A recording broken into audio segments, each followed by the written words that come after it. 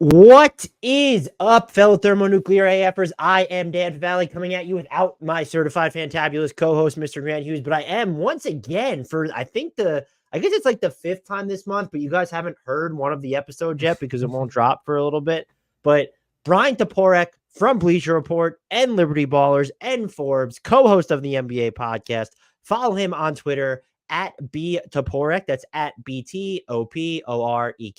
The link to his Twitter profile and his podcast will be in the YouTube and podcast description. So I encourage you to go follow him, subscribe to that podcast with him and Mort. Always great stuff there. I'm excited to go through this exercise today with you. It's a free agency exercise, and we're going to bookend it with some finals talk at the end so people can skip to that if they care. We'll be publishing this well in advance of game 5. Excuse me. I'm happy we're getting a game 5 after game 4. But Bryan, the most important question, how the heck are you doing?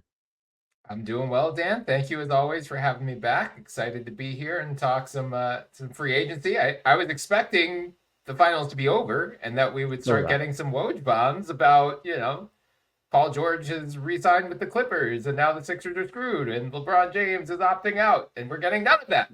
Where's the slap? Come on, Celtics, get it together.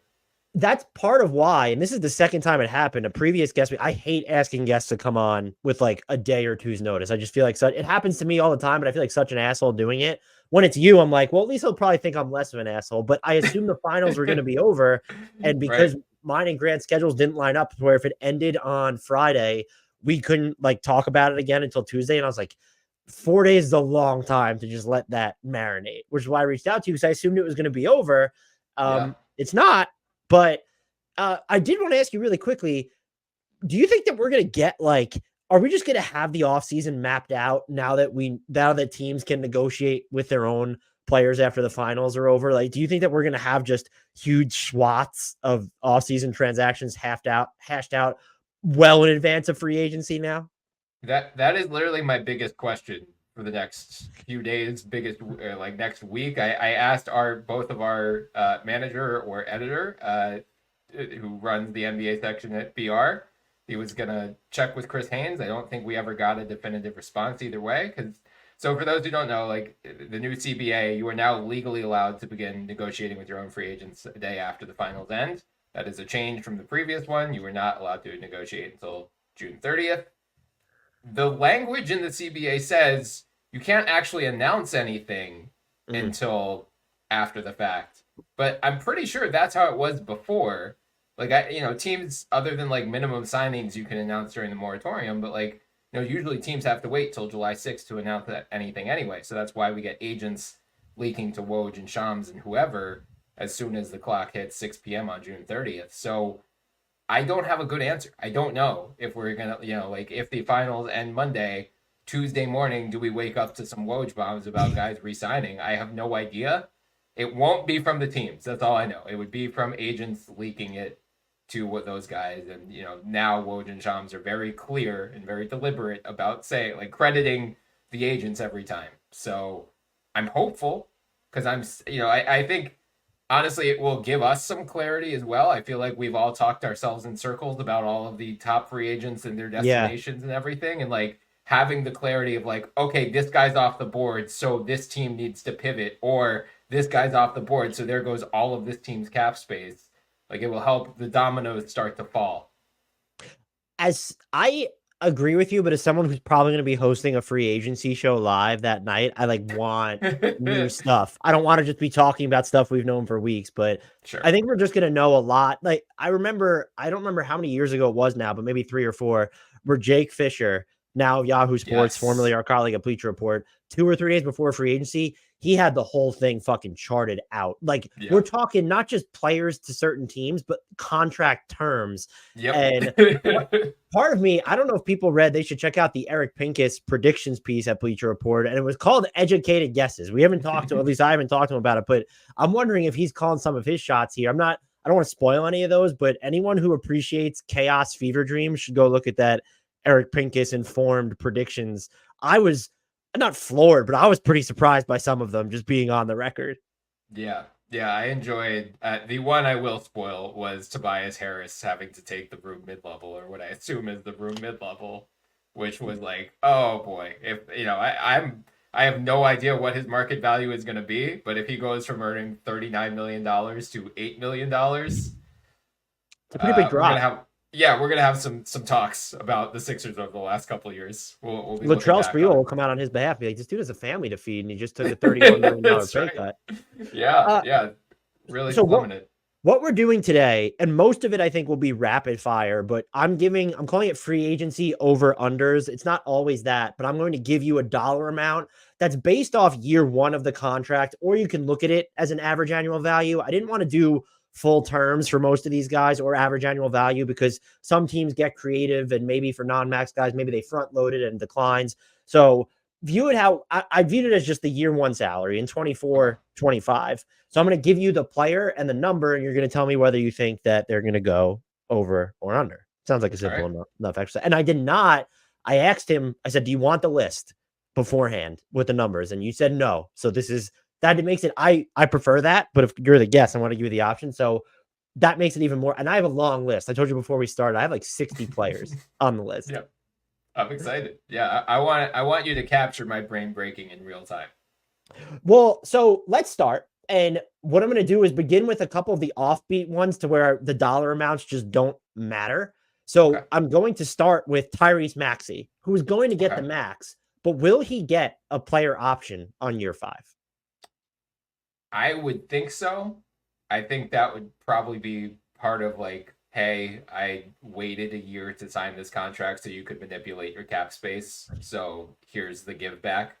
I think the Sixers will obviously push for 5 years, no player option, but I would imagine that is the trade-off for getting to maximize his cap hold. I think that's an easy one. I know teams have gotten a little bit like you see some of the higher profile guys don't have them, but the fact that he waited and didn't get an extension, I would 100% agree with you there. The next two guys, again, this is all just based on LeBron James.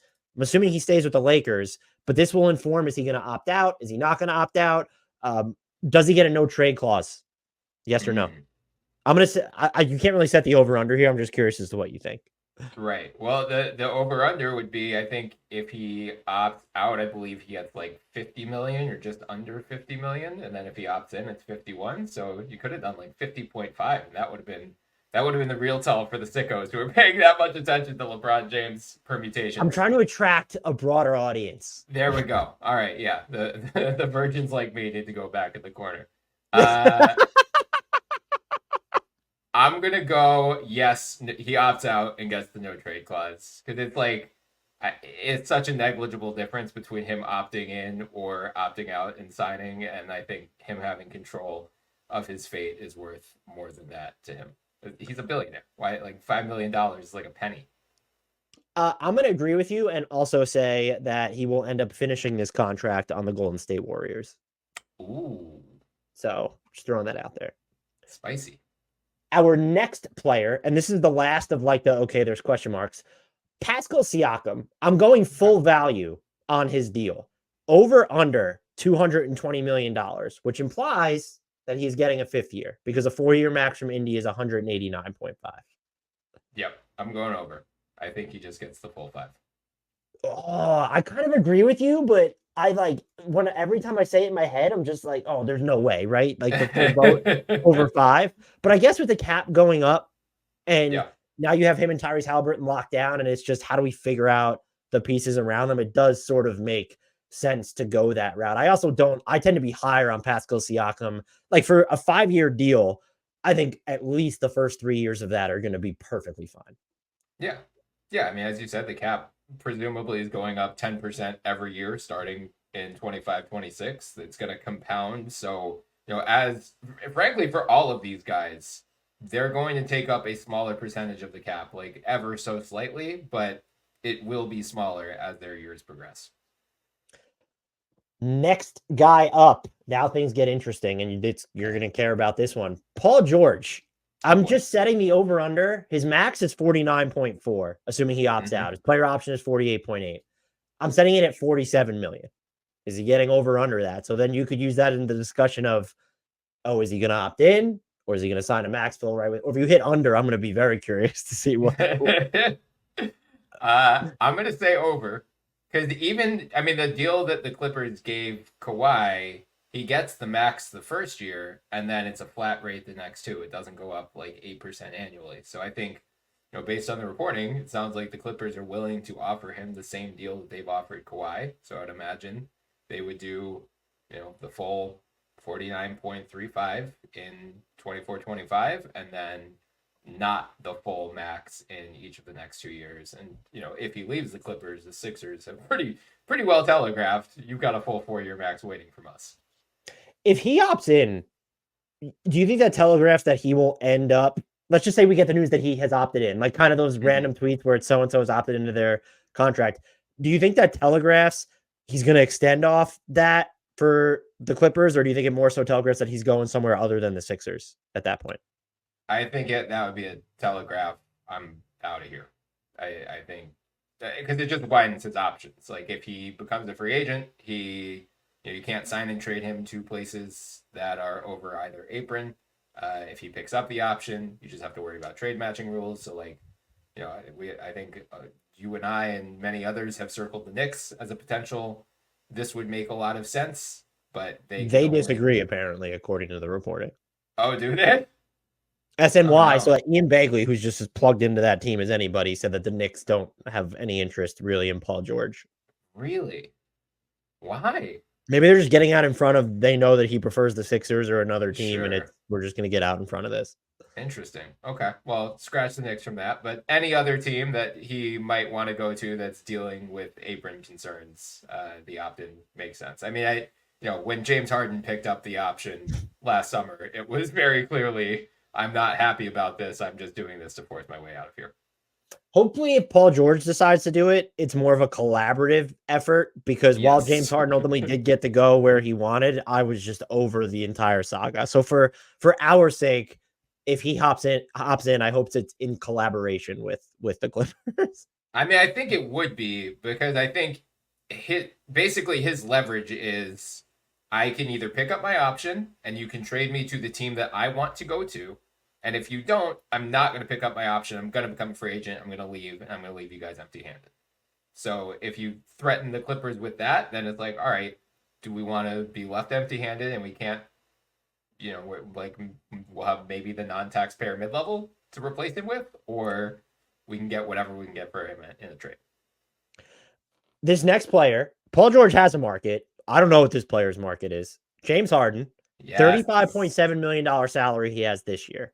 His max, like George, is 49.4. I'm setting the over-under at 42 million. What are you taking? See, I have no idea with him, because I think last summer he was frustrated, obviously, that the Sixers reportedly ghosted him in the days leading up to free agency. I think it was Daryl correctly reading the market with this new CBA and seeing like, hey, these stars in their mid-30s don't necessarily just no-brainer 4-year max anymore. Like, you got to have some discretion, and we saw it with the Clippers. I mean, they did not give Kawhi Leonard a 4-year deal nor a max on his extension. And if Kawhi Leonard is not getting that, I definitely do not think James Harden is getting that. I feel like the deal that Kyrie signed with the Mavericks last offseason would be a good template for Harden. So I will go somewhere in like the, maybe high 30s, like very low 40s for him as a starting salary. And from the Clippers' sake, I think it would make sense to even front load that and have it descend over the ensuing years. So at 42 million, you're going to take over or under? I'm going under still. I just can't justify even if you think about front loading it. I mean, yeah, like I just cannot justify giving that man $42 million. Like, it's so bizarre. I don't disagree with you. It's just he's still really good for the most part. It's just I'm trying to think of another team that he could leverage against the Clippers, and there's none that spring to mind that feel plausible. Just none. Yeah. Zero. And if the Clippers, like Paul George does have teams that he can very easily leverage the Clippers, and the Clippers still are not budging with him. So if they are staying that adamant about him not getting a full 4-year max, or even close to a 4-year max, like, yeah, I think without leverage, Harden's just you take what we give you and you're going to be happy about it. And then Daryl's probably going to be cackling in the corner like, oh, how's that 4-year max treating you in LA there, James? Next player, I'm fascinated by a lot of these guys, but OG Anunoby, he has a $19.9 million player option. I've seen some people wonder if he would opt in and extend off that number like Josh Hart would. His agent should be fired if that happens, because $28 million basically is what it would start. No, do not do that. I had him penciled in for the max for so long at 42.3. Talking to you, talking to some other people made me question that. So I'm setting the over-under for OG Anunoby at $37 million in year one. Yeah, because the max is 42.3. Yes. Ooh, that's tough. I will go... I mean, I think he could get a max. I think if he... The Sixers would give him a max, right? They would just give him... I think so. I don't know why they wouldn't. Especially if they strike out on Paul George. And, to weaken the Knicks would also be an incentive to do it. I mean, he's one of the few players. I mean, Paul George is there too, but like there are other teams that would give, like the Thunder would get up to his max money if he agreed to go to Oklahoma City. They're close as it is. They would do it. Utah would do it. They would be like, we could table the renegotiation of Lowry's contract and we'll just go clear some space. And so he's like a guy that might even have more options than Paul George just because of the age. And if teams don't want, like if they just want someone who's a little bit lower usage and more scalable, and like this is not someone who needs the ball in his hands ever. I know Paul George doesn't technically need it, but he does have that star cachet. Yeah. So with all that said, I think he stays with the Knicks. And I mean, all of this, I think, is tied to what Jalen Brunson does. Like the report from, I think, with Steve Popper of Newsday, who said, like, he's maybe willing to entertain signing the 4-year, $156 million extension. And he, like, kind of backtracked on that once it started getting aggregated, because I think... Oh, I didn't see him backtrack. Yeah. A little bit. Because, like, I would be just flabbergasted. I mean, I know it's a lot of money, but he can make, 5 years, $270 in free agency next year. So, like, talking about agents who deserve to be fired. But if Brunson does take that deal, same agent too, right? Oh, there you go. Maybe they're just gonna split their money. Maybe OG will get paid more, and they'll just siphon off some to Jalen. But like, I mean, Jalen Brunson is just so clearly the Knicks' best player, and if your best player is sacrificing that much financially, I don't know how you, as the second or third best player on the team, like nope, I am adamant that I will be getting a full max.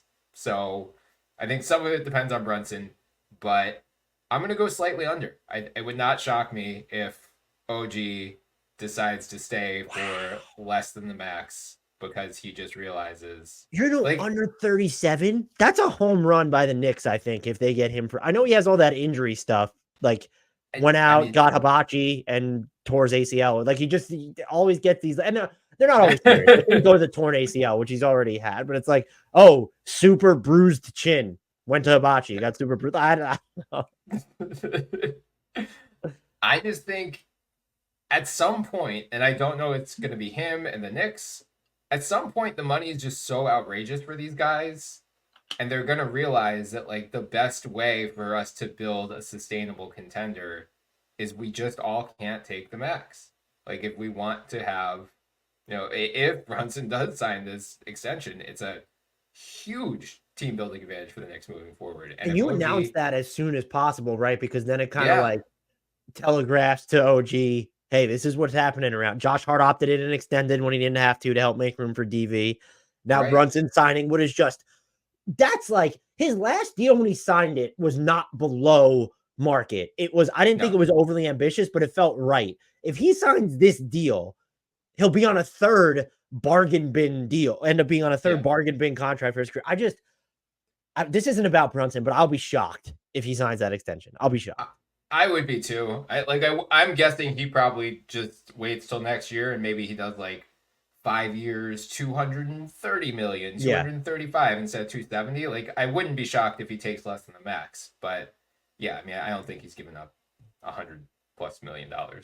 So yeah, to bring it back to OG, I think at a certain point, some team, some front office, some group of players will realize if we want a shot, like Boston, Woj reported last night, like they're trying to talk to Derek White about an extension this summer, which it kind of caught me off guard because I thought he was maybe the one casualty that was gonna come up, like Tatum, Brown, Porzingis. But that's like, if he would sign the extension, you signed him to it, and you could trade him into some team's cap space later for first round picks. If like you're that hard up for like you don't want to pay that bill. Yeah, but I mean, regardless, like if you have all 5 of those guys under contract moving forward, like all of these other teams that are weighing, oh, okay, we can do like 2 max in depth or 3 maxes and just scrubs around us, or you just convince your guys to take less money, and now you could actually have a team that is built to maybe hang with Boston. I think the Knicks are probably one of the closer candidates to do so, especially depending on what else they do this offseason. I will say, if he does end up going under 37 million, people need to give the Raptors a break for that trade then, because then it's clear that OG really only wanted to go to New York, and getting these super high-end picks for someone else just wasn't out. Because if he's signing for that much less than the max, to me, that's how I would interpret it anyway. Another player I have very little feel for, and to say very little, I mean none. DeMar DeRozan. His max is $49.4 million. He's coming off a $28.6 million salary. I am setting the over-under at 35 million, which basically means that I'm predicting he would go back to the Bulls. But so I'm curious where you land on that. I'm going to go over for him. It sounds like they want to do a short-term balloon deal. So I'm thinking like 2 years, 80, or even 3 years, like 120, 115, 120. And then, team option the third year or non-guaranteed the third year, like make it as team friendly as possible. But I'm sure we'll get into this as we get to some of the lower tier guys. Like I do think what Indiana did with Bruce Brown last offseason could be kind of a template for teams moving forward, where you just have to hit the salary floor by day 1 of the regular season now. And so we're going to overpay guys but not compromise our long-term flexibility. And then if some star hits the market at some point, bam, we have DeMar DeRozan for $40 million. Like there's our salary match right there. He's interesting. So I don't necessarily love him on any of the cap space teams, but I'm trying to think of what cap space team, probably if they strike out on other options, would then like give him more than the non-taxpayer mid-level of 12.9. The Sixers, of course, if they bail out of everybody. I thought kind of it'd be a little bit funny if they opt to go this route with cap space and the Spurs are just sitting there with 20 plus million. If there's like a reunion there and they think he's a good, like, okay, the spacing is wonky, but it gives us another just maestro to help streamline stuff with Wemby, excuse me. I couldn't come up with a ton of teams for him. This next player is also, I mean, I'm fascinated by all these guys at this point. Immanuel Quickley.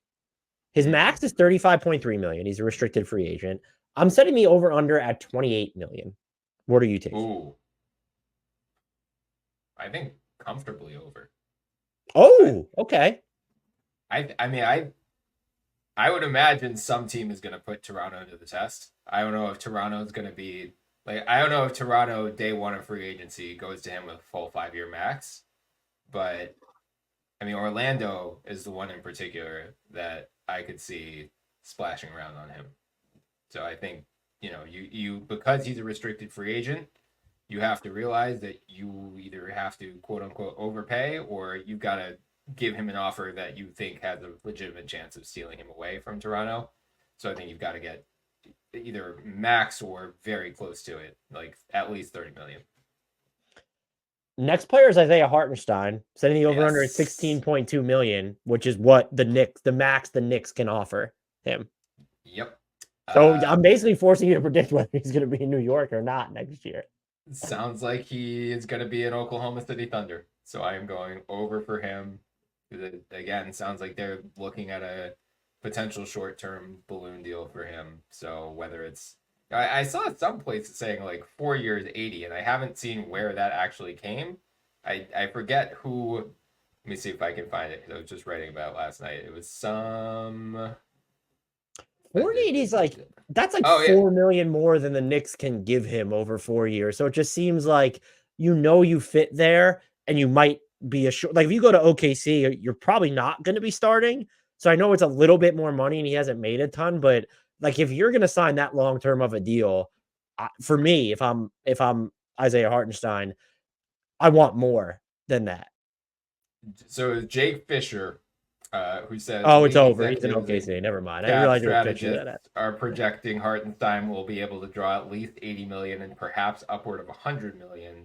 And then Stephen Bondi of the New York Post called them the top threat to pry him away. Although he did say they were looking to do more of a short-term deal. So I don't know if they would go up to the full 80 or 100. But you know what would be interesting for him? Maybe like 3 years, 67 million with a team option on that third year might be a deal that's. I mean, maybe a player option on the third year. I don't know if that's like two, but that I could see them doing something like that. I could also see them doing something like, we're going to address our big man need by just trading for RW3 would be like a name. Like, we're just going to take a flyer on him and he's cheaper. But if you don't trust his health, of course, and Hartenstein is definitely more dynamic offensively. Yeah. Yeah. I mean, Hartenstein would be an awesome fit with them. And I think it makes sense for them to be as linked to him as they have been in the recent days and weeks. Another early bird free agent is up next. Malik Monk, 17.4 million, which not surprisingly is the most that the Kings can offer him in year one. Yeah, that one feels like an easy over. I would imagine Magic have been connected with him a lot. I think Sixers, if they strike out on the top guys, he could make some sense there. I think those are the two most logical landing spots for him. Wouldn't shock me if Detroit came in and tried to splash around if they are not sold on Jaden Ivey, which it does not seem like they are. So yeah, I would think some team, again, just I think having the knowledge of this is the most that this team can offer, and you're like, all right, screw it, we'll give you 5 million more in year one, and you turn it down if you want, but he's also young enough too where it might make sense for him, and kind of the same with Hartenstein. He's only 26, but it would make sense for him, or it can make sense for him to be like, yeah, I'll just take the 2-year windfall and then re-explore free agency too. It's not like, oh, I need this 3 or 4 year deal of guaranteed money technically.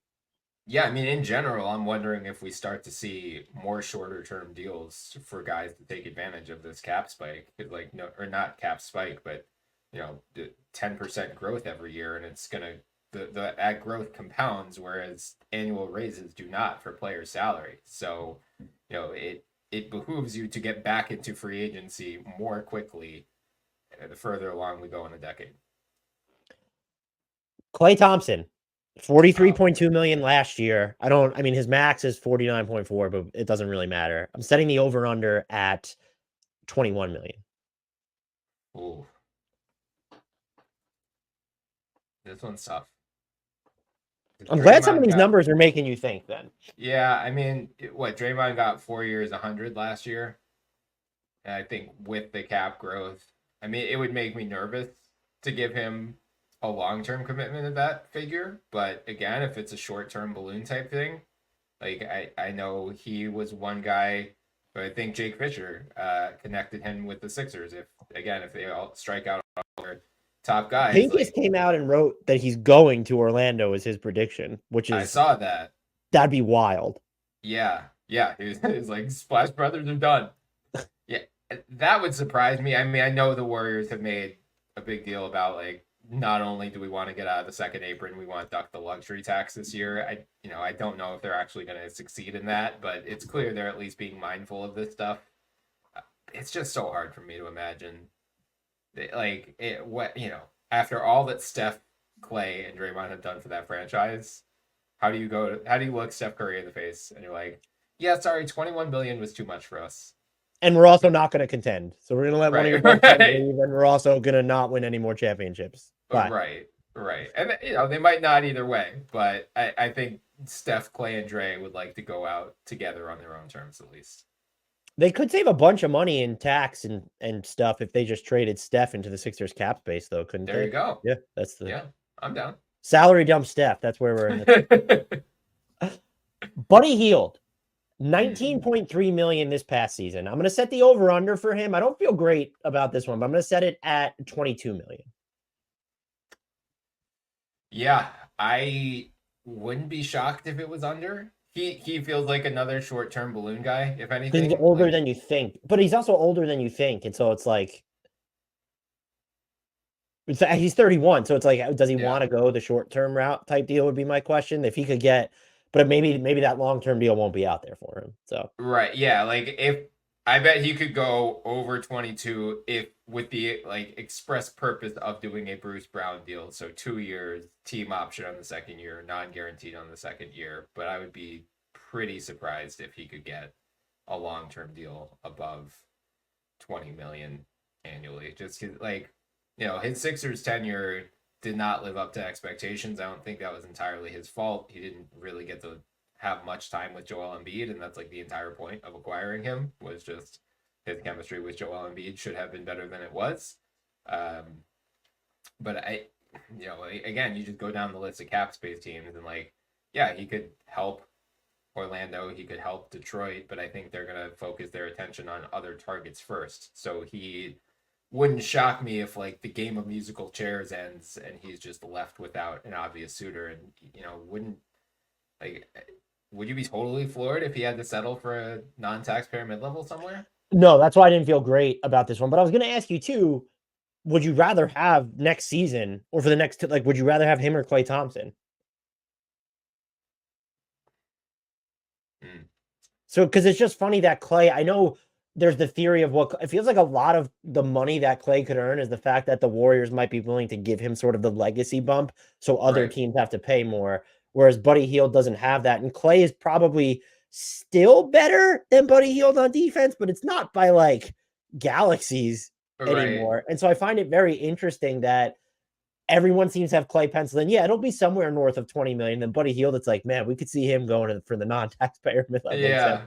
No, it's a good point. I mean, I think you're paying for Klay's like championship pedigree and what he once was. Whereas Buddy, it's just he's such a good shooter, but is kind of a sieve defensively and like can do some off the dribble, but not a ton. So I think there's still questions. He played in the playoffs this year for the first time. Like there's still some questions about his playoff viability, especially as you get into deeper rounds. Whereas Klay Thompson, at least the Klay Thompson of old, we've seen can be a very key contributor to a championship contender. And hell, I mean, 2 years ago, he helped win a championship. So did Andrew Wiggins. Look at that. That's right. That's right. Next player, Nicolas Claxton. Over under, I don't even care. He's going to get way more than he's making right now. We don't need to care about his other salary. $22 million is the over under I have for him. I lean over. Same. I mean, the Thunder seemed like a logical destination for him if the Hartenstein stuff falls through. It is hard to find another team that makes sense for him, though, in free agency. Good point. Brooklyn's kind of over the barrel, though, as well, just because it's like they're not just going to be able to replace him if he leaves. Right. So, yeah, I think he probably goes back to Brooklyn and they just pay him. Like Jared Allen is at a flat $20 million a year. Clint Capella's in that range. Like, that's just the typical, like, starting caliber center, but not all-star or, superstar level. Like, and with the cap going up the way it is, I think those will be the deals that his agent points at and says, if these guys are earning this with the cap growth, inflation has hit the NBA, so Claxton should get a little more. I also think too, he has like a little bit of a driving game in the half court, which helps. So like you could justify giving him that much, especially if it's over the short term. I also wonder if he could become, but the Nets kind of being married to the bottom of the middle suggests this isn't possible. But like he would be a good sign and trade candidate for sure. Yeah. Or maybe it's just, look, Troy Weaver used to collect centers in Detroit. Will Trajan Langton do the same thing and decide to just, collect big? We're going to bring back Wiseman and we're going to sign Claxton and we've got Stewart and we've got Jalen Duren. I'm with you. I think it's over though. Yeah. I mean, they could always sign him and that with the intention of if we do bottom out at some point, we can flip you later and get good value for you.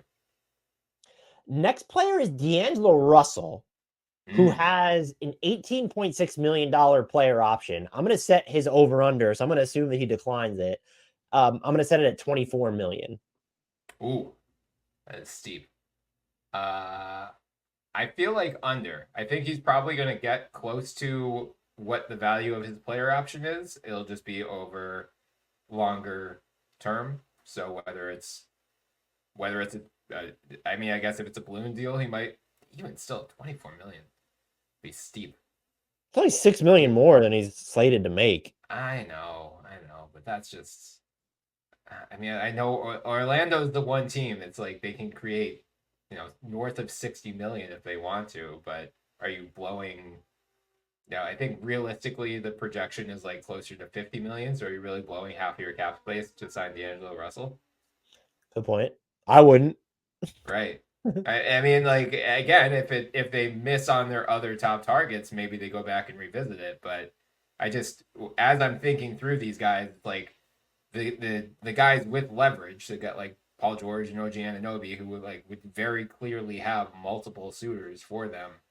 I don't know who else other than Orlando would even really make sense for D'Lo, and the Lakers, obviously. Next player is Derrick Jones Jr. Yes. I have 12.9 million, which is I think that's the first time we mentioned the non-taxpayer mid-level is something. I have that also just earmarked too, because Dallas probably needs to shed salary to access that non-taxpayer mid-level to pay him. But Derrick Jones Jr., is he getting the non-taxpayer mid-level? I think so. It sounds like the idea for Dallas would be to shed Tim Hardaway Jr. somewhere, like probably send him to Detroit and then unlock the full non-tax MLE and hand it to Derrick Jones. So is it cheating to say just yes instead So I'll of say over and 12.8 under? million. Okay, there we go. Yeah, we'll go over. And I'll say you get the non-tax MLE. And If you not think he from stays in Dallas, Dallas for it? I think so. I mean, I don't know why you wouldn't. Well, I mean, You like, got but you even said it, like, they do have to, well, we both said it. You have to dump salary. And look, as we're recording this, Tim Hardaway Jr. went in and knocked down 5 threes in game 4. So, and they do need complementary shooting too. So it's not nothing to move him. And there's this weird idea of he wasn't in everything. I would do it. I want to make it clear. I would get rid of THJ if the price is a second round pick or whatever. But there is just this weird, okay, so we're moving one of our best salary anchors for no salary in return, or a smaller salary anchor, just so we can keep a player that's already on our roster. It feels like there's an opportunity cost there. That's fair. I mean, I will say if they don't do that, or don't unlock the full non-tax for him, I would imagine plenty of other teams would be happy to throw their non-tax at him. I would imagine the Sixers, he would be a backup option if they. How about can we go through the list of players who are not backup options for the Sixers? James Harden, Bridges. Yeah, James Harden and Miles Bridges, and I'm good after that. Tobias Harris. I hope he somehow ends up back there just to see what it would do to you. I genuinely think I don't even want to vocalize what would happen. Just, I mean, it redacted, just plainly redacted, not suitable for any social media platform. Patrick Williams, his max for members of the Williams family who think he might get it is 35.3 million. I'm going to set it at 22 million. Okay. So I think reporting was last year that he was hoping to get 5 years, 100 million. I don't know that anything he did last year would justify that kind of a cost, but I think it's worth a gamble on him, whether it's from Chicago or some other team. So I'll go under, but I do think there's a real chance, especially if he leaves Chicago, he could be a great second draft guy, and some other team could really help unlock him. I wouldn't hate him in Detroit. I wouldn't even hate him in Orlando. Even though you want some more creation and higher volume 3-point shooting, I would love him, but this then eats into their ability, unless they're going to dump other salary, to give Lauri Markkanen a raise. But I would love him in Utah. Feels like a great landing spot for him too. Yeah. Isaac Okoro, I'm going to set the over-under at 14 million. I'll go under. I guess I would be surprised if he got more than the non-tax MLE. Really? And I just think Cleveland, I mean, I guess so much depends on the other variables in Cleveland. Does Donovan Mitchell sign the extension? Does Darius Garland then request a trade? The reporting has been kind of all over the place for them that Darius Garland will request a trade, and then another report is like, oh, they're not considering trading any of their big four. And if that's the case, they're just going to get pretty expensive, especially after next season once Mobley's new deal kicks in. So, I mean, I guess you could re-sign Okoro with the intention of possibly flipping him later and just having him as like your main salary ballast. But I think, frankly, like you've got salary ballast in your big four. Like you're gonna have to flip one of those guys in a trade anyway. So I don't know that Okoro is gonna have significant trade value on like a $20 million deal. So yeah, I think I go under here. I'm going to go over just because I think that he's shown that he's a very valuable regular season player for them. That's And fair. there's value in eating up those innings. This one's tough. Kentavious Caldwell-Pope, I didn't know where to set it. I'm going to leave it at his player option of 15.4 million because I'm kind of wondering, does that leave open the scenario of he extends off that number rather than opts out? But if you thought the number I actually had written down for him though was 19 million because I was assuming that he would. So if he opts out, we could do it in two ways. If he opts out, let's set the over under at 19 million. What would you? Yeah, he's another one where again it's like the short term balloon he would go over. If it's a longer term deal, probably under. So it just really depends on where he lands and what type of contract he gets. I would lean under, just given he's 31 if I remember correctly. So I mean you're paying for the potential decline years. So maybe you front load it. You're running out of teams that have cap space too. Like we just keep mentioning the Yeah, same ones over and over again. So even just thinking, okay, the 2-year balloon deal of 2 years and 40 million or something. It's just one, is it out there? And two, is he going to view that makeshift status as like if the Nuggets are willing to pay him? Yeah, like because they could pay him more than that too. Is the thing here is if right. another team says we'll give you 2 for 40, the Nuggets could say, okay, we'll give you 2 and 41. Like I Yeah. just Yeah. And I think they would presumably be motivated to keep him because they don't have a good way to replace him other than just lean on more young guys, which, I think is their long term strategy. And I think it makes sense to be the long term strategy, but at the same time, that arguably cost them a chance to repeat this year. next player, Kelly Oubre Jr., a non-bird free agent from the Sixers. I didn't know where to put him. I put him at the non-taxpayer mid-level. So 12.8 million, which is one decimal below. Yeah. I mean, so Bobby Marks got everyone really excited. I think right after the Sixers got knocked out because he did like a Sixers offseason video and said basically he would pencil Kelly Oubre Jr. in for the room mid level, which is like 8 million. Oh, 8. That would be a I steal. know. Yeah, that's what I thought too. So, because I was of the mindset of like, yeah, he's looking at non-tax or maybe even slightly higher. So I think I would go higher than 12.8. I'd say at least non-tax. He just signed with, I believe, CAA. Yeah, I think he was previously representing himself, but like signed with an agency. I mean, my idea for him, if the Sixers retain him, is use some cap space on him, but don't give him the 15 million this year. Basically, give him whatever it would take to get him to agree next year and re-sign him with early bird rights. So do a 1+1 this year, have him opt out next year, do the early bird rights thing, give him the big deal. What Milwaukee did with Bobby Portis, the Clippers did it with Nick Batum back in the day. So if And they could he do goes that with the if he signs for the room exception, just based off where the average salary is going, like the early bird rights would get him to that number you're talking about, right? yeah, I mean it can be 175%. So depending on what he's looking for, like they could even spend 10 million in cap space, and they can have $17.5 million starting salary. Right, it'd be more convenient for them to be able to use the room exception, though, right? Yeah. Or I mean, I guess depending on what their other options are, but yeah, I think the 1+1 was my dream scenario. Although him hiring an agent does not suggest that he is just going to happily accept whatever the Sixers offer. I have no feel for this player because I don't think he has a market, but we know how restricted free agency works. Obi Toppin, cap hold of 20.4 million. I'm going to set the over under at 15 million. Yeah, I mean, I just have no idea if it's not the Pacers who goes for him and who goes for him for that much. So I'll go under. I think his market would presumably be non-tax. Yeah, non-tax MLE at best. Caleb Martin, $7.1 million player option. I'm going to set the over under at 12.8 million. So again, that's non-taxpayer mid-level territory. Yeah. I'll go over. I think he gets the full non-tax from someone.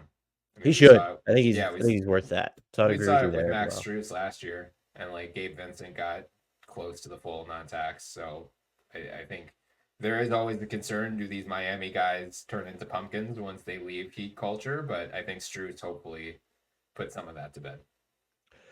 Do you think that if let's just say he's willing to sign for the 12.9, which the Heat can give him, are they keeping him at that point? Because they're basically that like they have real second apron concerns. Mm-hmm. I mean, I think a lot. The Heat are interesting because can't they not sign Jimmy to an extension until later in the summer? Or am I making that up? I think it's like I thought he wasn't extension eligible from the jump. I thought he was. Maybe I I'm could wrong. be making it up. I thought it was like they have to wait till mid-July or something like that.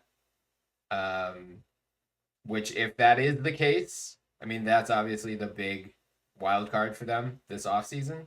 So it's gonna be like the timing is just not would not work in their favor if they have to make a decision on Caleb Martin before they know, are we trading Jimmy Butler or are we going to be able to keep the piece and have him here for at least one more year? After Caleb Martin, we have Gary Harris made 13 Ooh, million this year. I'll set him at 12.8 too. I would think under. Just don't know what his market would be given his injury history in particular.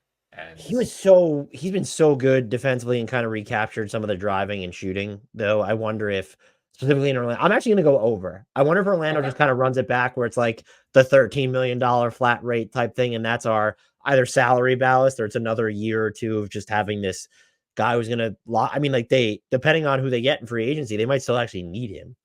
yeah, yeah. I mean, I guess I question like, is he a starter on a championship caliber team at this point, or is he better off coming off the bench? And if that's the case, are you paying more than You know what would non-tax be MLE for that? wild if they could figure out how to stay under the second apron and then he just goes back to Denver. Hmm. I think it requires KCP leaving, and then what he takes like the tax MLE from them. You don't think? I feel like if they got rid of Zeke Naji, that wouldn't be. And like, let's just say Kentavious Caldwell-Pope then extended off of his 15.4. That might be pretty close, but they could perhaps finagle it. I'd have to look at the books exactly, but Yeah, it might also just entail him taking a veteran's minimum, which I don't think he would do. yeah. I mean, yeah, that like there are going to be guys. I mean, Kelly Oubre Jr. and Derrick Jones Jr. last summer, where the game of musical chairs runs out, and it's worth noting as we are, especially as we get into this MLE territory. This is also the first year that teams can use your MLE as a trade exception now. Yeah. So I wonder if we see fewer teams actually spend it in free agency to either A, actually maintain flexibility Or for just like a save money. mid-season trade, yeah, or cheap owners who We are like, wanted to keep our options open as we went into the trade season. It just didn't work out. exactly, I'm waiting exactly, for those excuses to start and they're rolling gonna out. flow, yeah. Tyus Jones, he's coming off 14 million. I'm gonna leave it there because that is above the non-taxpayer penalty. So we're gonna set the over under 14 million for Tyus Jones. Hmm. He just feels like he's going to the Spurs, so it's just how much of the cap space do the Spurs want to spend on him? Because I think they can get in like the $20 million range. I feel like he's gonna end up being, if you want my prediction, like a 2 for 30 guy. Yeah, yeah, that feels right. So 14, we'll say slightly over. We'll say the Spurs spend a good, assuming they don't Is get there is Garland or there Trae I Young or someone. could you see maybe though like the Wizards just coming over the top and offering him a 2-year deal he can't turn down because they either don't want to lose him for nothing and or they're looking to just keep because Jordan Poole's not salary ballast because his Right. contract is so toxic. If it's a shorter term thing for Tyus Jones, they kind of need that salary anchor. Yeah, especially, you can combine him with Kuzma or him with Denny, and then you can get up to like an actual close to a star if you, I mean, depending on what they resign him for.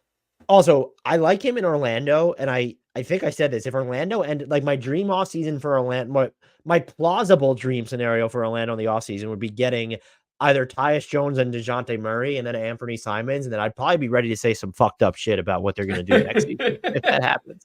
Just if Wait, anyone's interested. they get both of Murray and or no, So one of one, so them. Murray or Jones, and so Okay. Anthony Simons for sure, and then you Okay. get one of Murray or Jones. Oh yeah, I mean, if they got Murray and Anthony Simons, I would join you on the. We might become Magic bloggers instead of Thunder bloggers. Instead of Thunder bloggers. Yeah, it's a Thunder podcast for anybody who has not, even though we have not talked about any OKC players yet. Hey. Oh, go ahead. What were you going to say? Well, I was going to say, we already talked about Hartenstein, a future OKC player. Future Thunder player. Hey, look, this guy could be on the Thunder too. I don't hate it. Tobias Harris. You hate him. God. Oh my God. No. Because of where the reporting is, I'm going to set him at the non-taxpayer mid level. So 12.8 million. Is he getting over or under that? I just have no idea, man. I mean, it sounded like he, we were joking throughout the Knicks series, especially as he scored 0 points in the closeout game, that he was probably like going through Zillow in his head on all these Detroit properties. Like it seemed like it's such a foregone conclusion. But then with Troy Weaver gone, like an actual competent front office in place now, hopefully they'll realize that he's not good and that he would only hurt their chances of becoming a competitive basketball team. Like Tobias is fine. And at the non-tax MLE, whatever. But like he's just a silent killer because he could score, like he does things at an above average level in terms of like he's able to score. He can knock down threes. He's a good free throw shooter, but like he doesn't shoot threes in volume. And the one, it continues, like this is what broke me. This is the stat that completely, I was not like this radicalized until I realized this and it started circulating this year. He spent 5.5 years as a Sixer. He did not take a single charge in his entire time in Philadelphia. That's like impossible. Wow. How do you do that? On the flip side of that, though, there's no Luka Doncic situation of him sitting on the floor, like not getting back in trend. I would rather that. At least he fouled out, that they could put productive players in this place. I think he goes over. I think he's the quintessential like 2-year, $45 million balloon deal type guy. I still think that there's Caitlin Cooper phrases it this way.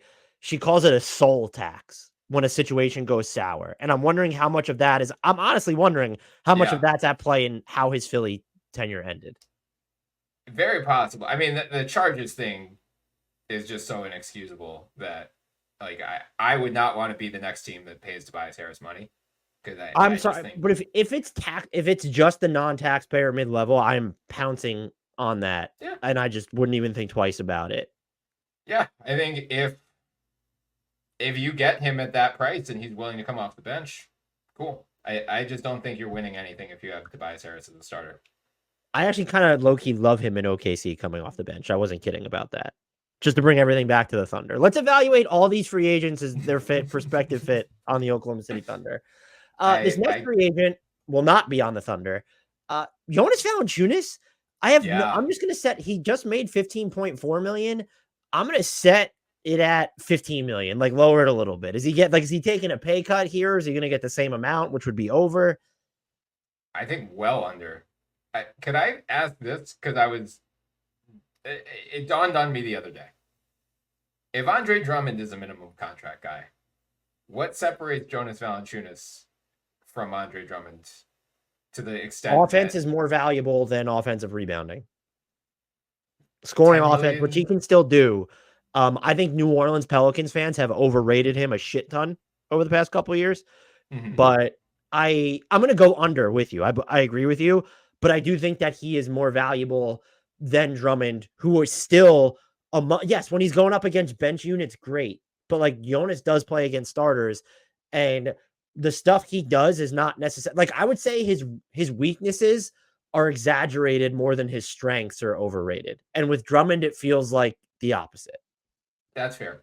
Yeah, I mean, like I don't think Jonas is necessarily going to be a minimum contract guy, but it did make me realize like, oh, I don't know what his market is this summer, and I was, I just have been like kicking around the ideas for backup center option for the Sixers if they move on from Paul Reed, and I was like, I wonder if Would you they could use the get. room exception, or would you even just use $10 million in cap space to fill the backup center with Jonas Valanciunas? Would you do something like, or even non-taxpayer mid-level money, 12-9? I wouldn't go that high. Like I'm wondering if you can get him for like 2 years, 12 million or something like that. That wow, we need to bookmark this debate because I think I honestly, my guess would be that New Orleans tries to roll over the salary slot while still ducking the tax before something like that happens. That's fair. I mean, part of the rationale there is like they just seemed so quick, or they had such a quick hook with him last year that like as soon as things went south, they were just like, nope, we're not playing you. We're Larry Nance. We're going small. The Pelicans $6 million. So you're basically like having him at the taxpayer mid-level money. I can't drop that low. Maybe you'll be right. I don't know. I mean, I could be very wrong here. I have no sense of what his market is, and we've just seen this with like, not that, I mean, he can shoot threes, so he's not like a quote unquote traditional big, but we've just seen these guys who, especially coming off of this playoffs, where again, like as soon as he started getting spaced out, he had the one really good game against OKC, and then Chet just started firing threes and they just completely bailed on him. So like, do teams just see him as an 82 game player at this point? Or do they see him as like, we can't start this guy in the playoffs. He has to be a backup in the playoffs.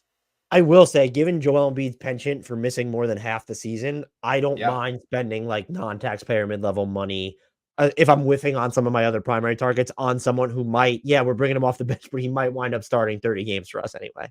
Yeah, I mean, I think they should, whether it's keeping Paul Reed and they're at 7.8 with him or 7.7 with him.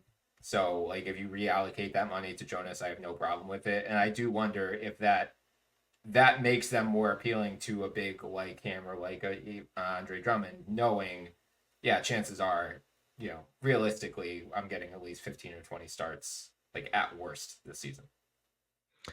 Let's move on to Gordon Hayward. I feel like this might even be I feel like I'm going to be an asshole here. I'm setting it at the mid-level exception of 5.2 million. Are we sure he gets more than minimum? By the way, if he gets a minimum, do we just pencil him in for like Boston? Oh God, no. And then he'll look like a superstar playing 12 to 18 minutes a night. Yeah, probably. It'd make me so sick. Or like Phoenix. Wouldn't shock me if just go to that Phoenix training staff. I guess. I mean, if I'm a player, I have no desire to play in Phoenix. I just like that whole situation just seemed toxic as shit. Wherever KD goes, the soul just gets sucked. You talk about a soul tax. Playing on Kevin Durant's team seems like a soul tax in itself. Yeah, no shade to Kevin Durant. I'm just being honest there. Yeah. No shade to Kevin Durant proceeds to throw shade at Kevin Durant. no shade. It just sounds like it's a miserable experience playing on your team. No offense. I would think below. I don't know if he has anything left, and I don't think any team's gonna want to gamble like more than a minimum to find. I could see Detroit like giving him an inflated 1-year deal. It's like, hey, here's 1 year, 15 million or something. Yeah, I mean, like the salary floor rules are a real thing. Like every team has to hit by day one of the regular season, or you forfeit your luxury tax payment from or disbursement from. So like no team is gonna be below the floor. So, but I think we've touched on enough other guys that like the market is. I think there are more guys looking for more money than there are teams looking to spend money. So there will inevitably be some guys who, like maybe Gordon Hayward's actual value is above a minimum, but I just don't see a team that has the motivation to find out. Especially with second apron teams not even having a mid-level at all anymore. Royce O'Neale, this number is so high. I'm saying this. I know you're going to know why it's high because Phoenix needs salary slots that they can throw out in 1-for-1 trades, especially if they're not going to trade their 2031 first round pick during the offseason. attaching a big number next to that 2031 first round pick could get you someone that's valuable. I'm going to go 15 million here. Yeah, I think that's right. I mean, I don't know if I'd go significantly over or under that. I think it's right in the ballpark because for all the reasons you just said. And again, they don't have, as a second April team, they lose him. They only have a minimum contract to replace him. So they knew when they made that trade, we have to re-sign him. We do not have any other option here. We've got forget if he has full bird or early bird. I think full. But yeah, I think he's staying in Phoenix, and I think they're going to overpay him to make sure that's the case. And they do have full bird rights on him. Oh, yeah. Okay. This one is a litmus test for how much you know ball based off the amount in the player. Not you. I know you're going to know it. But Naji Marshall, 12.8 million over on. I have, by the way, am coming up with where I think he fits. There's probably like any team in a league, basically. I'm just like, yeah, they should really take a look at it. Yeah, there's always one guy.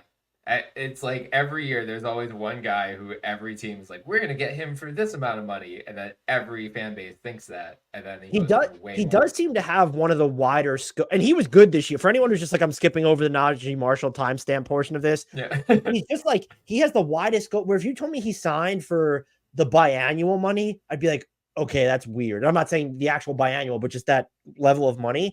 I'd be a little bit surprised. Like if you said mini MLE, which is slightly higher, or room exception, I could believe that. I could believe over 12.8. I could believe some team with cap space gives him a balloon 2-year deal. I could believe it all.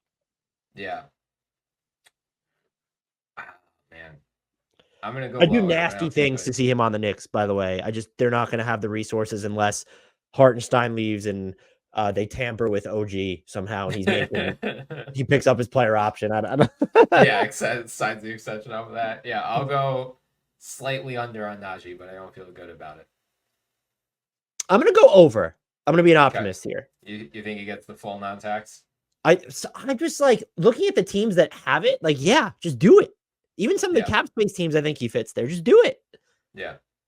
Yeah, this is me just assuming owners are going to cheap out on using. That's the thing that I asked you when we did our CBA thing about this, I think last year. Then I asked Keith Smith about it as well, where I was like, when these mid-level exceptions turn into basically trade exceptions as well, are we just going to see owners cheap out in the sense of we're saving the narratives and be like, we're going to be able to make moves at the deadline. They're going to do jack shit and not have spent that money. And is that going to repress the market for other guys? And Naji Marshall might be like a quintessential case study in this.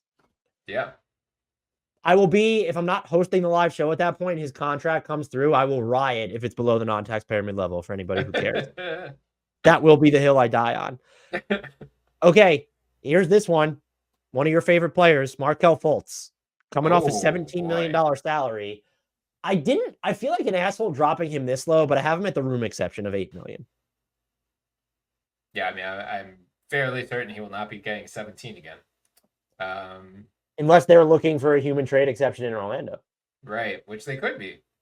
They're a team, I guess, because both Suggs and Wagner, if they don't sign extensions, their cap holds would be fairly high, but they're not like, the Sixers can't have this much cap space again or anywhere near it. The Magic have some other options on their hand because Paolo is still a little bit away from his extension, and you would at least be working with RFA holds for Franz and Jalen Suggs. They would be astronomical compared to what they're making, but still. Yeah, it'd still be below. I mean, Suggs probably in the range of what he's going to make on his next deal. But yeah, Wagner is going to be significant. I don't know. I have Suggs as like a $28 million a year player. I'm not going to lie. What is his cap hold's got to be? Because he was like the 5th overall pick, right? Oh, yeah. I forgot he was 5. Okay, that's a good point. So his cap hold will be before restricted free agency. Oh, yeah, it's going to be up there. It should be like 20. Yeah, all right. It would be closer. Okay. Yeah, it's over 20. So yeah. Markelle Fultz at 8. Yeah, I mean, I could see next year. I could see Orlando doing what you said, like signing him if they miss out on other. Yeah, I guess he is another one though, where it's like if it's not Orlando, who's splurging on him? I don't. I guess a team that like theoretically wants like good positional defense because I just don't value what he does on offense. He's an okay passer. He can navigate the lanes as well. If you're a team that's like super spaced out, I think you could value him offensively. But like a team like Detroit isn't going to like him. I guess would Utah want to take a flyer just to get some like defense in there? And then Yeah. he's not necessarily going to infringe upon Keontae George's future. Or maybe the Spurs? Please no. We We need Wemby needs someone better. Like if that's their solution, if we're talking about Tyus Jones and trading for Darius Garland or Trae Young, and their big answer is we're going to sign Markelle Fultz, I'm going to be upset. Yeah, no, it would not be like their long-term answer. He'd be a stopgap for them, but that's the only other team where, you know, I don't know if he makes sense for OKC. See, he's not an upgrade over Giddey, not offensively anyway. Defensively, sure. Yeah. 8 million. Yeah, we'll go slightly over, but I don't feel good about it. I like that we just spent that much time on Markelle Fultz. I thought it was going to be a 30-second thing. Yeah. Okay. Yeah. This one is cold and calculated. I have Russell Westbrook at 6.65 million, which is what, or 6.64, because 6.65 is what the Clippers can pay him using early bird rights, because I don't think he's going to get 105% of the average salary, because then we're talking like 14 million or whatever, 15. It could be that high. So I'm going to set the over under at let's say 6.6 million just to make it semi-flat. I would think under. I mean, is he more than a min contract guy at this point?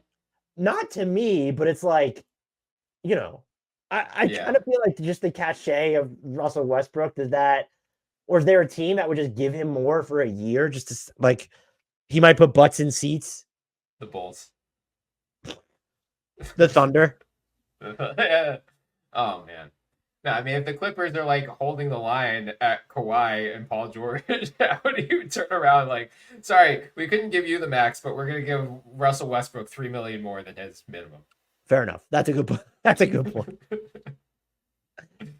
Next player, definitely more fascinating. Bruce Brown. I'm setting it at 23 million, and it's basically, or 22.9. I'm asking you, is Toronto going to pick up his team option or decline it? That's what this becomes for him. I think they should just pick it up as a trade chip, if nothing else. Well, I was going to frame it to you this way. Would you rather have Bruce Brown, the non-taxpayer mid-level, and the biannual, or $30 million in cap space and the room exception? Yeah. I think I'd rather have the Bruce Brown option.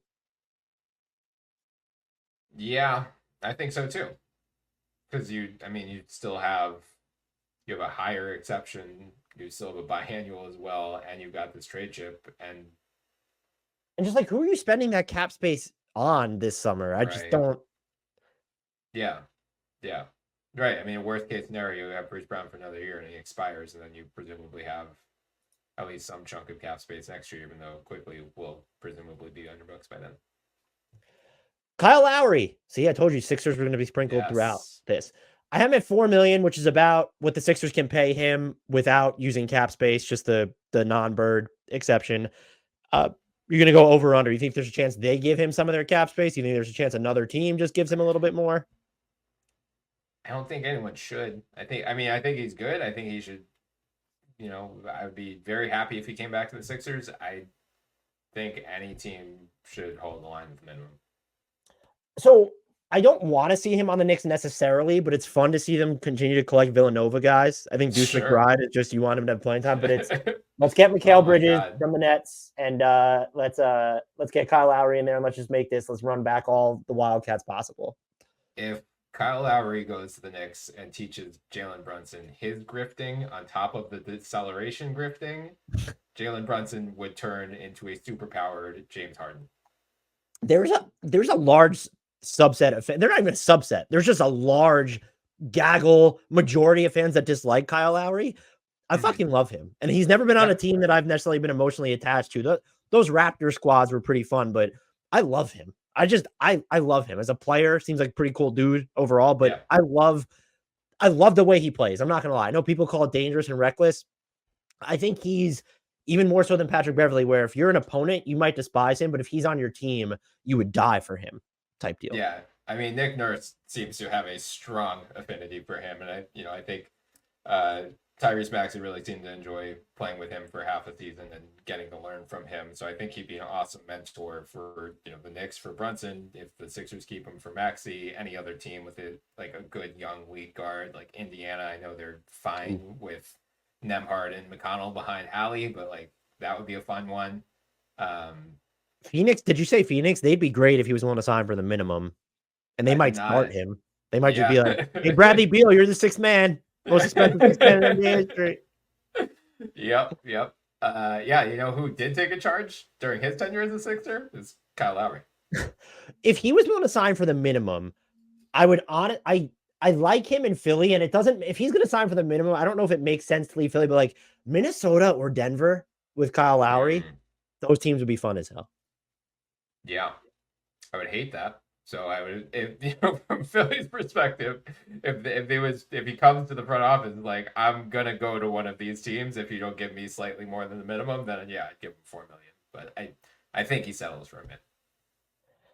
Malik Beasley, coming off a minimum contract, he made a good gamble. I think it makes him money. $12.8 million over under. I think under. So it's just so hard for guys to, once you go the min route, it's hard to come out of that unless it's your own team re-signing you, which the Bucks cannot do unless they're going to go. If he re-signs with the Bucks, #shenanigans, he's getting some money next year from them using early bird rights. Yep, not tampering though. Definitely not tampering. So Gary Trent Jr., I'm at $14 million over under on that. Man, he's one, like, a lot of these guys are just so dependent on the other dominoes that fall this offseason. Like, if the Kings are able to re-sign Malik Monk and the Warriors are able to re-sign Klay Thompson, then Gary Trent Jr. has more of a market because, Orlando, Detroit, Philly all of a sudden is vying for a two guard and might splurge on him. If not, like, if Klay or if Malik Monk go to one of those teams, then Gary Trent Jr.'s market dries up and he's probably looking at non-tax MLE or re-signing with Toronto. But wouldn't shock me if Toronto just did human trade exception with him and did 2 years, $36 million or something like that.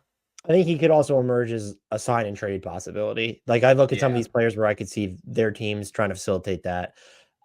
Hey, are you ready to talk about another Sixer? Is it Nick Anthony Melton coming off $8 million. I'm going to leave it at $8 million. So that's the room exception. Has the back injury stuff going on. Where are you at with him? Over or under $8 million?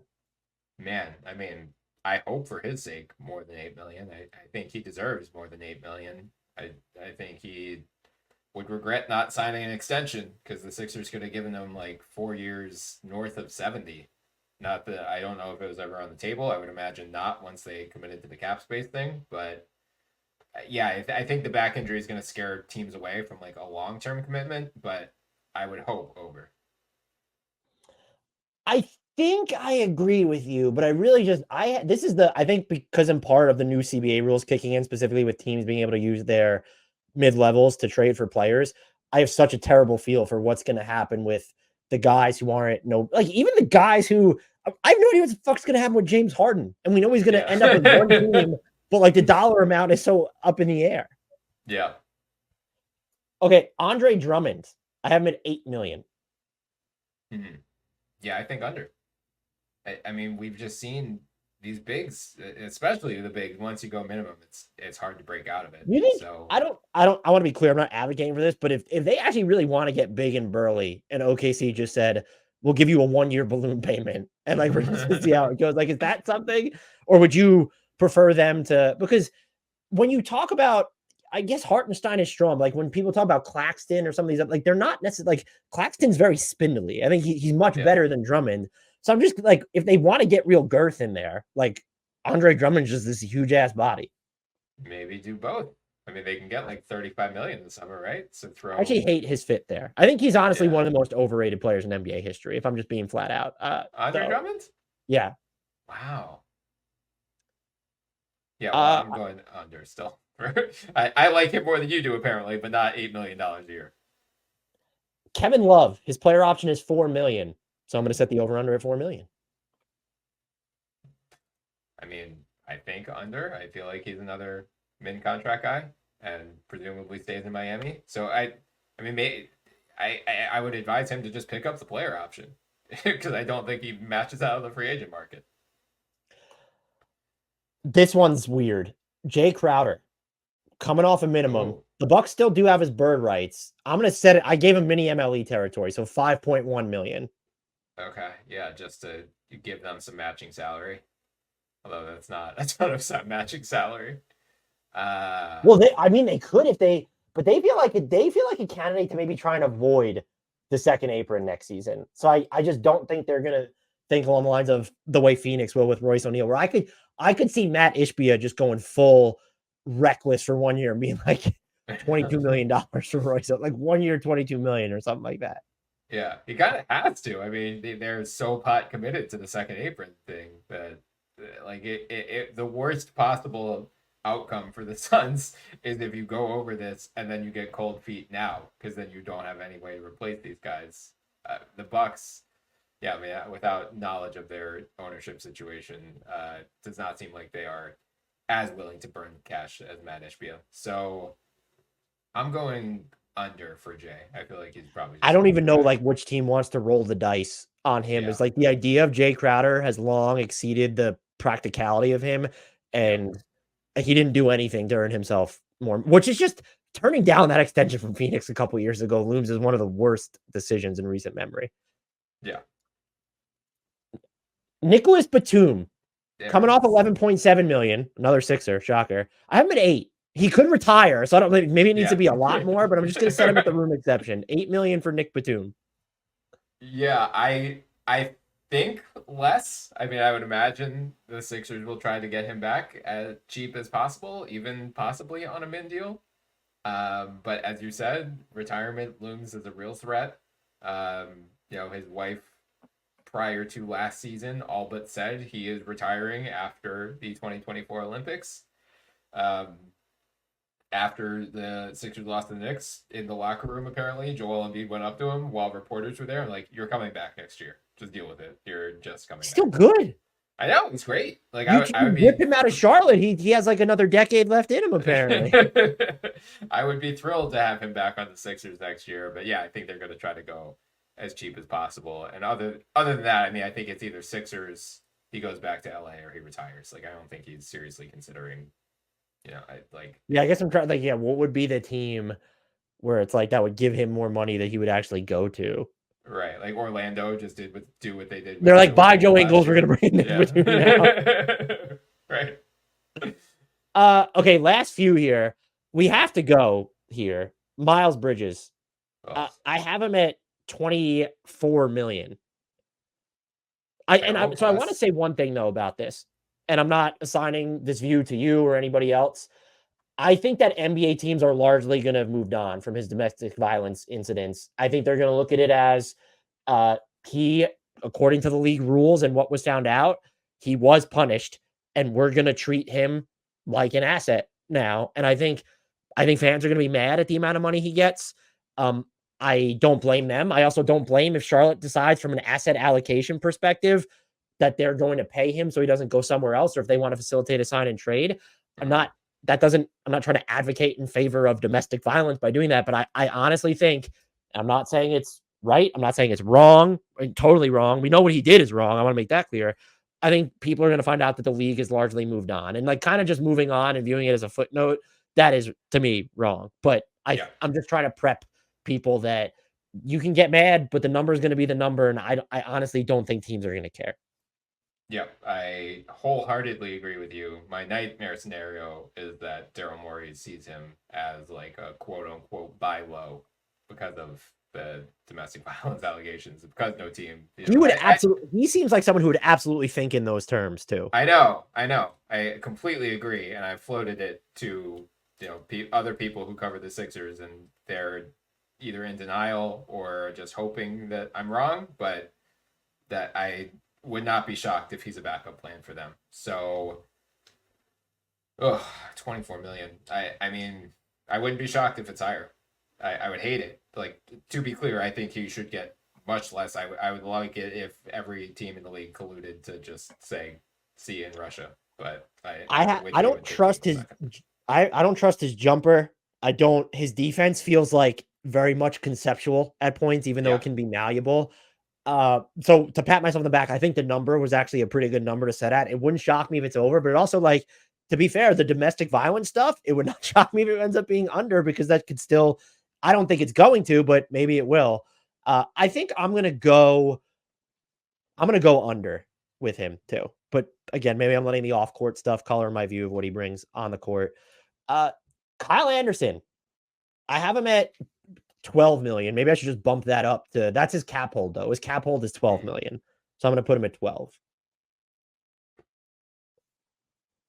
I would think lower. Yeah, I I don't am know kind if of he's with you, coming. which feels weird, but he feels like someone who, when you get to the playoffs, his value is very matchup dependent. Yeah, like he's another one where it's just I don't know what his market is going to be in terms of how many teams are going to be actively pursuing him. And Minnesota is already dealing with second apron concerns, so I think they're going to be very mindful of their payroll, especially with Edwards deals kicking in and Jalen McDaniels deals kicking in. So or Jaden McDaniels deals, sorry. Um, yeah, I would think pretty well under 12. Simone Fontecchio, restricted free agent. I'm putting him at the 12.8 million tier. So Yes. is he going to get the non-taxpayer type money? Hmm.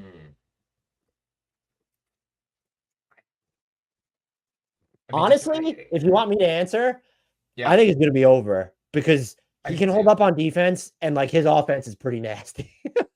Yeah. And again, it just comes down to the floor. Like Detroit can create $60 million of cap space, but like if they don't get like I don't think they're a realistic suitor for any of the like big name targets, which would, wipe out most of that. So maybe they get Miles Bridges and maybe they get but even still, like that doesn't push them high enough to the floor. So like I could see them re-signing him as part of just like, oh crap, we really need to hit the floor by day one. If I was a team, I know teams don't like to tie up their cap space for 48 hours. I'm trying to get him from them or force them into an expensive decision because I think he's really good. Uh, Next guy up for us is okay. I'd make no apologies here. 14.6 million is the over under for Luke Kennard, who has a team option for 14.7. And so I'm asking you whether you think that Memphis is going to. Well, I guess it also factors in. Could you see a team paying him as much if he becomes a free agent? But just where do you Right. see that kind of landing? Yeah, I think over because I think a team would probably pay him. I mean, I don't know why he would go for significantly less than I Klay don't think Thompson Memphis or should Malik Monk. decline the team option, so I'd go over. But they're Yeah, so brutally close to the tax that it wouldn't surprise me if they declined it. yeah. I think the Steven Adams deal at the deadline, they were like looking ahead and trying to get ahead of this stuff, so they weren't a second apron team And this they could year. probably pick up the option, then just trade him for a Yeah, cheaper player. yeah, 100%. Here's a fun one. James Wiseman. I have him at 5.2 million. Yeah, I could see a team doing that. I mean, he's still just so young, and if you're a crappy rebuilding team, like why not just take a flyer on him and see, especially if it's a short-term deal. I wouldn't do like 3 years, 30 million or anything like that, but 5 million a year, sure. What the hell? Goga Bitadze, 8 million. That's the room exception. Ooh, there's a lot of Goga love this year around. Yeah, He I was would to think. me, he was like out of their rotation when it mattered. So people Yeah, need to remember that. right, and that would make me think under for him as well. Again, it's like unless you are an elite big, it is just hard to get paid these I'm days. with you. I'm going to go under. So the final two here, but they're weird ones. Lauri Markkanen is not a Okay. free agent, but the Jazz can Yep. renegotiate and extend him, which is basically give him an immediate raise using cap space. His Yep. max, if they do that, will be 42.3 million. I'm going to set the over under for him next season at 36 million. And so there are layers to how you would answer is, are they going to renegotiate and extend him? And are they giving him the full max, or is he giving them a little bit off the top because they're giving him this immediate raise? Yeah, I'm going over. I think Ooh. they've been telegraphing they are going to renegotiate and extend him. Like, I don't understand why people keep mentioning him as a trade target. I'm sure if some team offered, if the Thunder offered all 15 of their first round picks and Josh Giddey, then yeah, Utah would probably consider that. But like, I think they've been very clear with their messaging. They want to get better now. They want to build around him. And I would imagine part of that is renegotiating him this summer and extending him so there is no risk of losing him as a free agent. I would be shocked if he doesn't get either a full max or a near max. So, yeah, I think Now, here's my thing, though.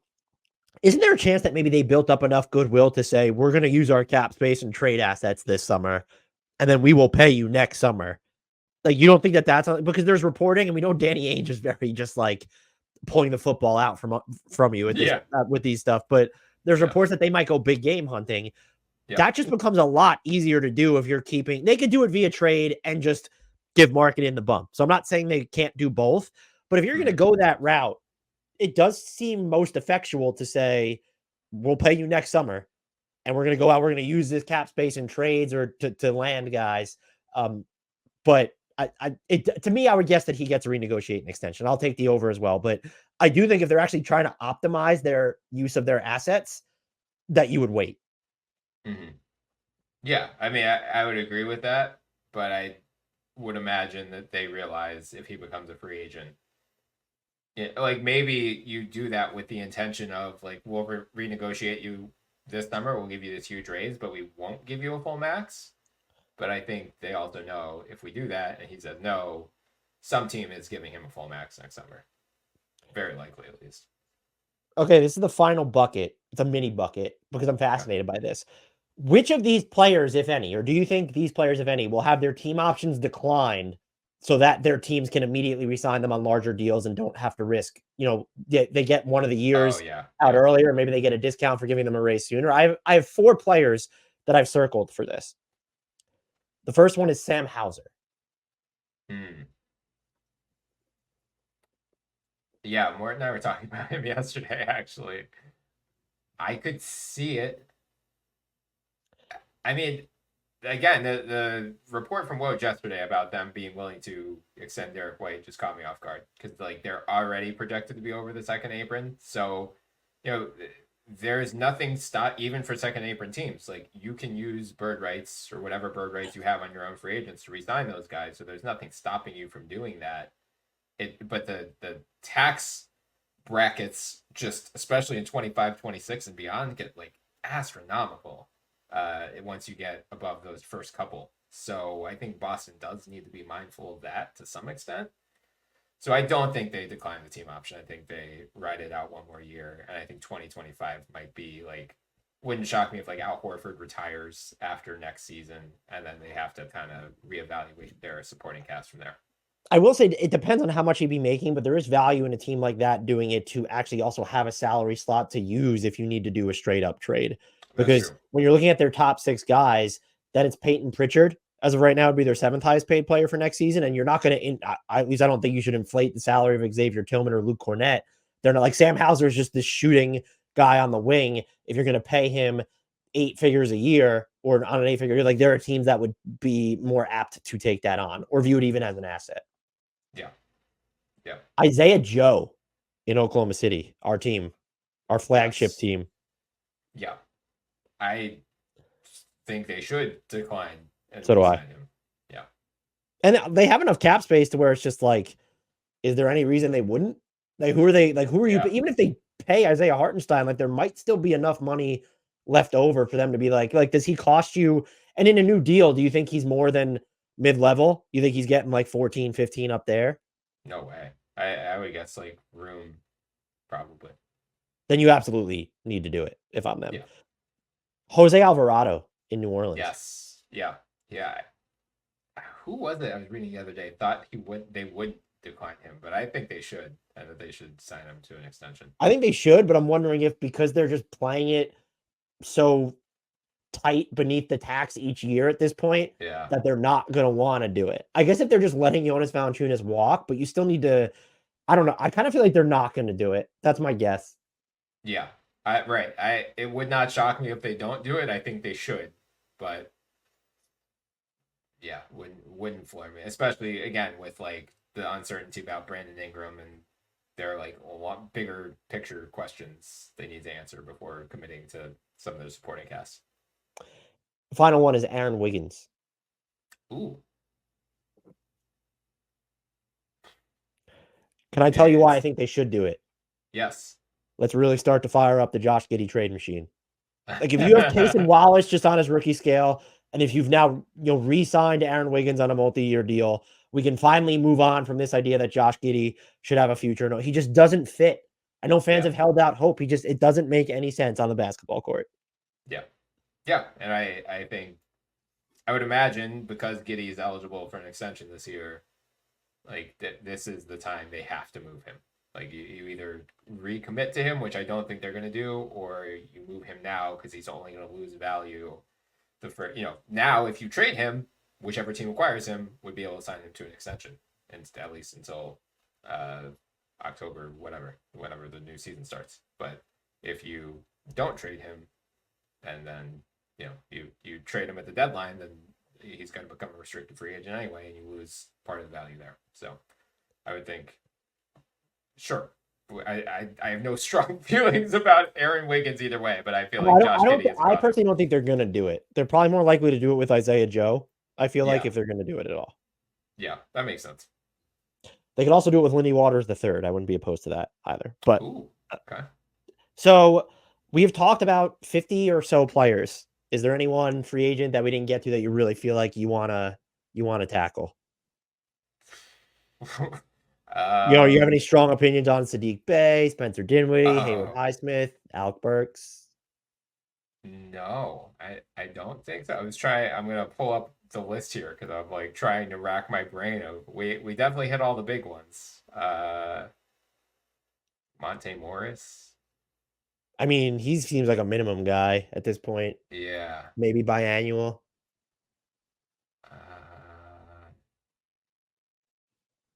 I'm curious to see what Alec Burks gets a little bit. Not gonna lie. I'm wondering if he gets. I had him as biannual guy. I think he'll probably get less, but I would be interested to see if Haywood Highsmith generates any sort of buzz because of his defense. So I would set the over under at the mini MLE.